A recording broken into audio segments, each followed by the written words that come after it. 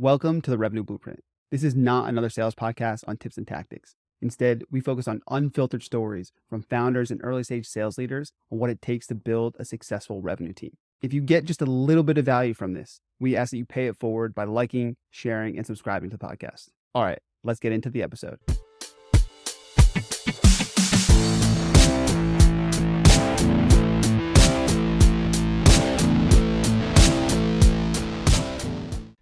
Welcome back to another episode of Revenue Blueprint. Seth, you were just out west on a trip in Yosemite. Give us like one major highlight and one major low light of the trip. Well, I know that LinkedIn content performs better if you have pictures of yourself in it, so I went there to do a photo shoot, just get more pictures of me. I went fly fishing for a couple of days with some friends. Some of them hadn't been before, so we get a guide to do that. Caught a bunch of fish. And then we climbed up the backside of Half Dome, which is where a lot of those climbing movies take place. It's El Capitan. El Capitan? Oh, yeah. Oh, yeah. And Half Dome. So we climbed up the backside. It was awesome. And I used one of those photos in a post, so it's already working out. Yeah, it's in action. When you're actually climbing at the back of Half Dome, I think I've seen some pictures, but like, what does it actually want to take? We hiked. I'm not a climber with ropes. We climbed to the base where you can hike up on cables to the top, which is like a bald face. Like that would have been a whole different level, and we didn't have the gear for that, and we didn't get started early enough to do it. But that's, I guess, pretty hairy. It'd be fun to do that. It was snowy up there. Oh, though. Yeah. How long did it take you to hike to the base? 5 hours, 6 hours. Wow, that's no joke. And then how long would it take you to get to the top? We came out in the dark. It was a lot. Man. I was like a little over 16 miles. And then what if you wanted to get all the way to the top? How much longer? So there was a guy there who was like, "Oh, you guys, you made it this far. You should go to the top." It's like the guy has like leather gloves and a headlamp, and like clearly he's like they call it dirtbag climber. He was. Yeah, we weren't doing that. I think it could have been another 5 hours, or at least 3, and we would have been like coming down from that in the dark. You're supposed to usually have permits to go up that high, but this time of year they take down some of the poles that hold up the ropes. So I guess it's even more treacherous, but you don't need a permit now because you're not supposed to go. So it's like better that we didn't. We had a great time.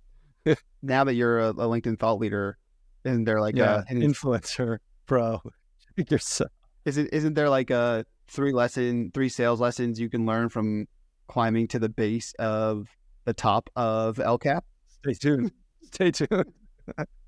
All right. Well, let's get to the episode, because we do have some fun lessons to talk about. So why don't you kick us off? Yeah, I was on a meeting today with one of the companies I advise, and we had the CRO and all of the leadership team. And they invited one of the young sales guys to the meeting as his boss wasn't in town, and they wanted him to update. It was a pipeline review, and to update on some of the deals because he was working on some of the bigger ones, even though he's more junior. He's an all-star. And it got me thinking about, and I spoke with him after about it because I do a lot of mentoring with him individually, about how you can up-level your game. You know, no one talks about the kind of career acceleration on joining the upper levels of meetings.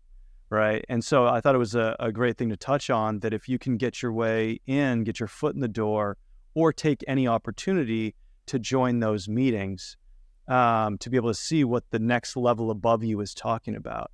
Because I think it prepares you for it, but it also prepares you it allows you to understand what you in the current role, what's going on, the role you're playing, and gets you thinking about that. And so it gives you more kind of gravitas and confidence, knowing what the folks above you are saying, to prepare you for kind of the current level when you're dealing with your peers and understanding your role in the organization. I think that's something no one talks about, but that trying to get in the room on the next level up is like such a good career accelerant, both from like a wisdom gaining standpoint, knowing your role in the organization and how to benefit the people and what the people above you care about, but also obviously FaceTime. But I was saying, he messaged me, he's like, the boss, the big boss, was like, "Hey, you can stick around." And I was like, I messaged him, I was like, definitely stick around. Like, you want to be present there where they think you're supposed to be there. So they invite you to these meetings so they can start to, hear from you, then you kind of makes sense that you're a VP. Like you're already there. You're joining the meetings. So that was a fun one to talk about. What about your experience personally with either seeing your employees kind of leveling up and stepping up and kind of joining those meetings, or yourself individually leveling up by seeing kind of what's going on in the ivory tower or behind the curtain at the Wizard of Oz? Yeah, so there's a few moments I can think about in my career where this happened. There was the first Modern Sales Pros event I ever went to, and this like getting into Modern Sales Pros was tough. Like, what? But you're so old, it's no longer modern. It's like when you were there, it's the antique. Yeah, right. Exactly. And so it was this thing for sales leaders only, and it was my first event. And I got there, and at my table was like this VP of sales from a company that raised like tens of millions of dollars in venture funding. Like they were like a Series B company. There was Jeremy Donovan sat next to me, and like he was already like a pretty big figurehead in the startup sales community. And so these are people that have 10 plus more years of experience than I do in this space. And it was certainly scary and nerve wracking, but I learned so much just in like that 1 hour sitting with these folks. And there's like lessons I took from that meeting today. That's how like I first learned about mutual action plans. And it was like that exposure that first like introduced me to how some of these more serious folks thought, but also like the first step in thinking like, oh yeah, like I'm not qualified yet to be here, but it's not that bad. And I wasn't gonna I didn't make a fool of myself while I was there.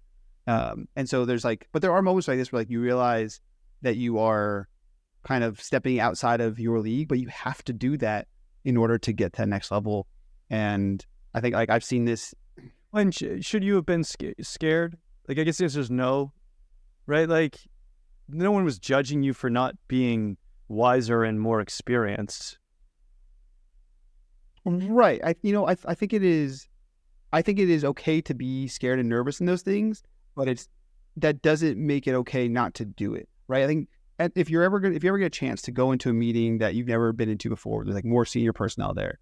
I think many times you should and will be nervous, but that's okay. Everyone else has gone through that. The people in that room have gone through that exact same feeling. Right. Whenever you get the chance to step outside your comfort zone and like level up, do it.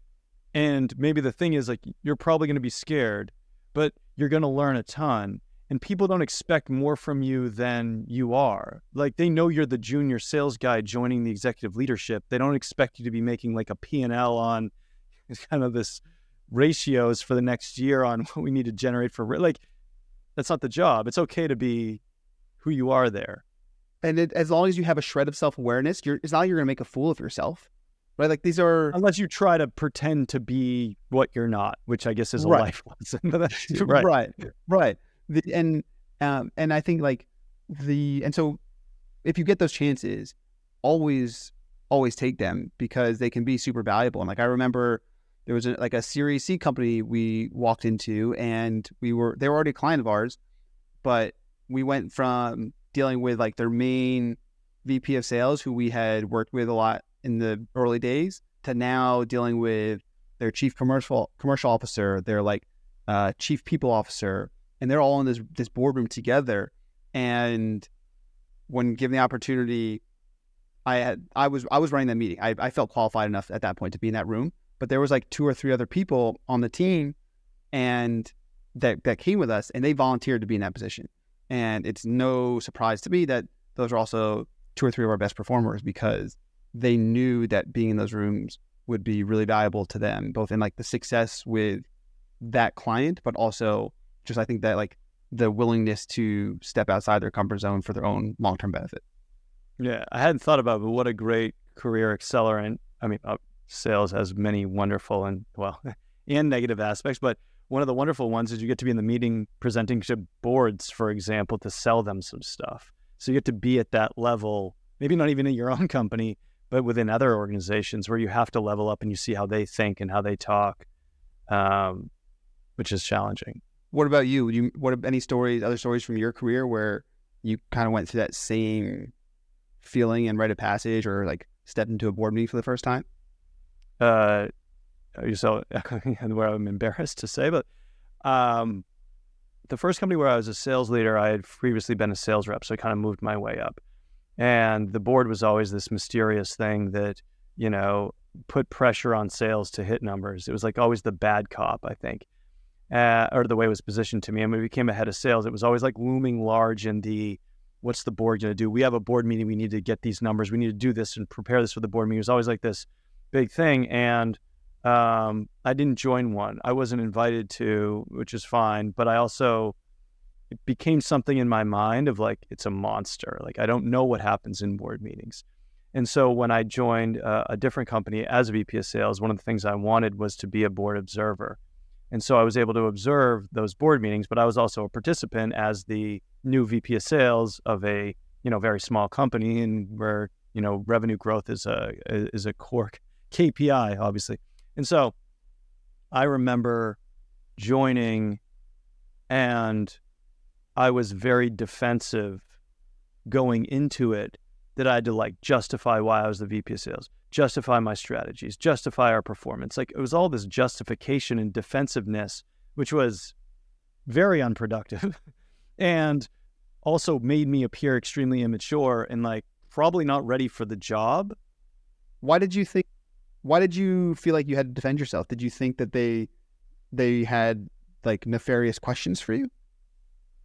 No, I think it had built up that this board was like this body that was judging everybody, and it was always about, is sales doing a good enough job, right? Because that's the way it was positioned to me, which was totally wrong.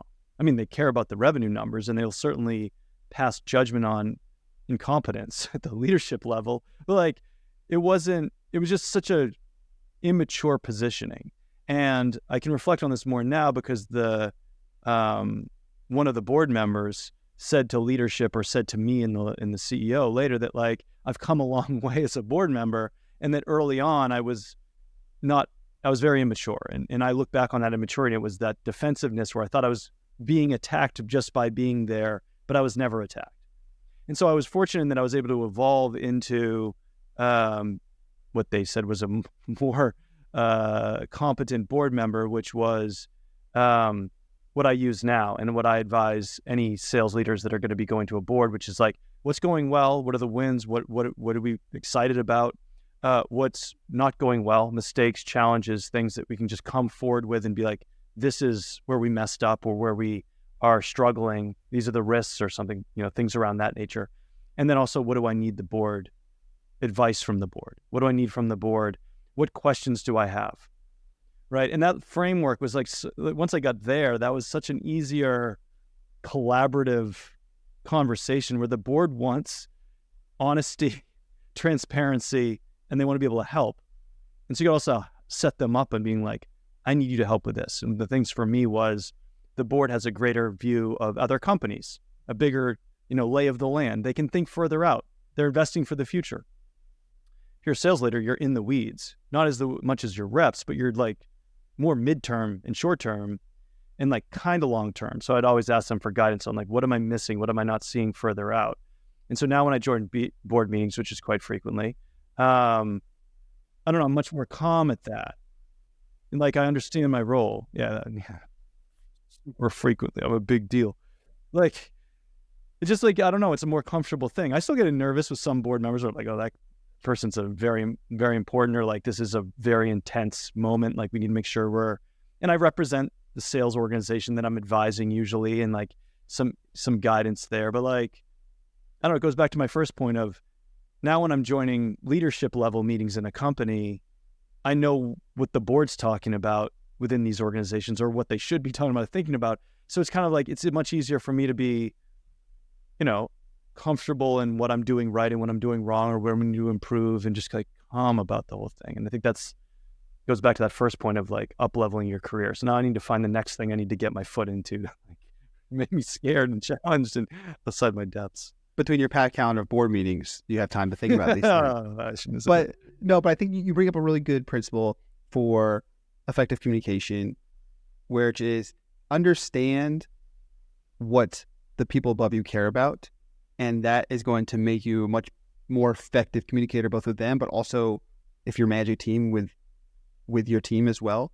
And so, right, like you knew what the board cared about. So that helps you cut through the noise and the fluff with the sales reps and the sales orgs, because you know the right information that you need to extract or help them get to. And I think this is like, I was having this exact same conversation with someone on my marketing team today, where we were talking about some of our own content strategies. And the main thing we talked about was like, we were talking about different channels, particularly how we could think about TikTok or Instagram. And I was like, oh shit, like you don't fully understand who our ideal customer profile is, right? Our ideal customer profile isn't hanging out in those channels or searching for information that we are experts in on those channels. They're thinking about it somewhere else. And so I need to do a better job of communicating that to him, so he understood what sales cares about at RGP, so that he can help think about content in the right way. And it's like a micro instance of that, where if the person knows what you care about as the manager, they're going to be able to push information to you in a more effective way. Yeah. And also, I mean, you're getting into like managing up and managing down, and you got to know what those folks at the top need. So that also, if you can manage down to your team, I think I think it's an interesting one to talk about, because it never gets talked about. Yeah. And that's like that as a career hack of how to continue to rise up the ladder and get promoted and get the attention of your boss. I've heard from multiple top performers that I know, people that are really successful in their careers. Two people I can think of off the top of my head: Andrew Kayal, who is now the CRO at Help Scout, and Andrew Odo, who has been a sales leader himself in the venture capital world, and now helps run a team for startups at HSBC. They both talk about this concept of know what your boss cares about and how you can get them leverage. And if you can do that really well, like you will always have a spot there. Make your boss look good, yeah. Right. But people don't do it intentionally, right? They like Andrew, like he reads like the public financial filings and like knows what like at the board level they're thinking about, and what like the CEO is thinking about, and knows that like his manager is thinking about what the CEO is thinking about. So he's then like, he's playing 2 steps ahead in a lot of ways. And so I think if people were just a bit more intentional about how they ask questions about what their boss cared about or studied that, they'll have a much more successful careers at their current company. Playing a little chess instead of checkers. Yeah, I think so. The next one will be on what do the boards actually talk about? Lifting the veil on board meetings. They talk about their trips to Yosemite and going fly fishing, I think. And that's a wrap. Happy Thanksgiving. See you guys.